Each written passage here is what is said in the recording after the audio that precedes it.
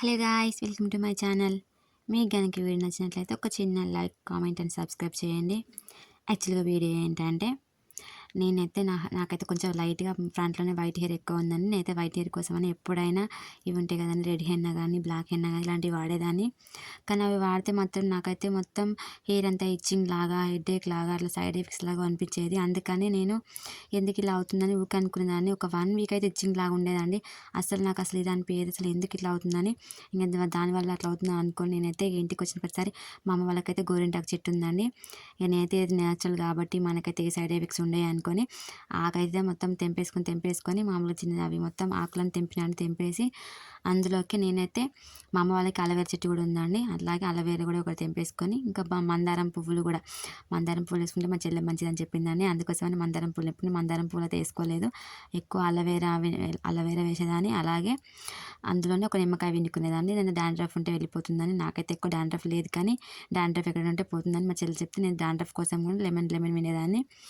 అందులోనే ఆకులు మందారం పువ్వులు వేసుకొని అందులోనే అలవేరా మాత్రం వేసుకున్నానండి. అలవేరా వేస్తే మాత్రం మనకైతే హెయిర్ మొత్తం షైనింగ్ లాగా అనిపిస్తుందండి. ఖచ్చితంగా మనమైతే ఇట్లా హెయిర్కి ఏదైనా ప్యాక్ లాగా అప్లై చేసుకున్నప్పుడు అలవేరా కంపల్సరీ వేసుకోవాలండి. అలా అలవేరా వేసుకున్నాం అనుకోండి, ఖచ్చితంగా హెయిర్ చాలా షైన్ వస్తుందండి. మనం మామూలుగా కండిషనర్ వాడితే ఎలా ఉంటుందో అంతకన్నా బాగా అనిపిస్తుందండి అలవేరా వేసుకుంటే మాత్రము. నేనైతే కంపల్సరీ హెయిర్కి ప్యాక్ వేసుకున్న ప్రతిసారి నేనైతే ఖచ్చితంగా అలవేరా అది కూడా నేను ఊరికి వచ్చిన ప్రతిసారి మా అమ్మ వాళ్ళకైతే చెట్టు ఉంది కాబట్టి ఇంటికి వచ్చిన ప్రతిసారి అయితే ఖచ్చితంగా హెయిర్ ప్యాక్ ఇక్కడే వేసుకుంటాను. ఎందుకంటే ఇక అక్కడ నాకు మేము ఉండే ప్లేస్ అసలు కుదరదు, చెట్లు కూడా ఉండవు కాబట్టి ఆకునైతే అట్లా మెత్తగా పట్టేసుకున్నా అండి. మనం ఎక్కువ వాటర్ కన్సిస్టెన్సీ ఎక్కువ పట్టుకోకూడదండి. వాటర్ ఎక్కువ ఉన్నాయి అనుకోండి, మనం హెయిర్కి ప్యాక్ లాగా పెట్టుకున్నప్పుడు మొత్తం కారిపోతుందండి. నాకైతే అలా వైట్ హెయిర్ ఉంది. వైట్ హెయిర్ అనేది మొత్తం ఫ్రంట్లో ఉంటుందంతా గలీజ్గా అనిపిస్తుందని నేనైతే హెయిర్ ప్యాక్లు వేసుకుంటే అది కాస్త నాకైతే మొత్తం హెడేక్ లాగా వస్తుందని ఈసారి మాత్రం ఇంకా అయితే న్యాచురల్ అని చెప్పి ఎప్పుడు ఒక 1 ఇయర్ నుంచి ఇలాగే వాడుతున్నా అండి. రిజల్ట్ అయితే చాలా బాగుంటుంది. హెయిర్ మాత్రం రెడ్ కలర్లో ఇట్లా మనకి మొత్తం ప్యాక్ అంతా మా చెల్లెలే అప్లై చేసిందండి హెయిర్ మొత్తానికి.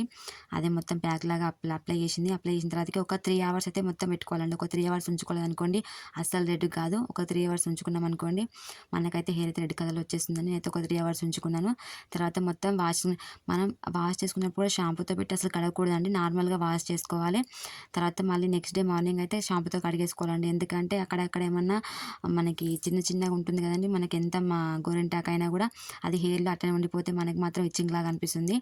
పొద్దున్నే షాంపూతో కడిగేసుకోవాలండి. చాలా అయితే నాకైతే హెయిర్ మొత్తం రెడ్ కలర్ అయితే వచ్చేసిందని చూడండి. మొత్తం రెడ్ కలర్ వచ్చేసింది.